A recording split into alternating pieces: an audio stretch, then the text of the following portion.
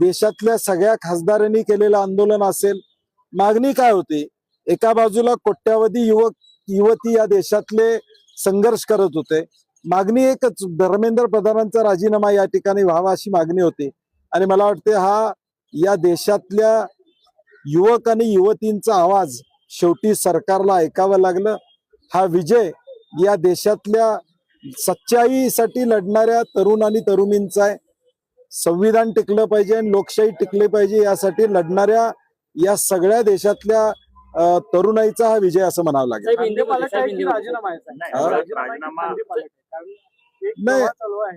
नाही नाही, मागणी मुळात तीच आहे की धर्मेंद्र प्रधानांचा राजीनामा व्हावा. काल राहुल गांधींनी देखील प्रेस कॉन्फरन्स मध्ये सांगितलं की त्यांचं खातं बदलणं वगैरे कुणाला मान्य असणार नाही. त्यामुळे आता राजीनामा दिलाय तर त्यांनी निवांत बसावं. जबाबदारी स्वीकारलेली आहे, त्यांनी चूक झालेली आहे, त्याची जबाबदारी स्वीकारलेली आहे, त्यांनी त्या ठिकाणी बाजूला राहावं.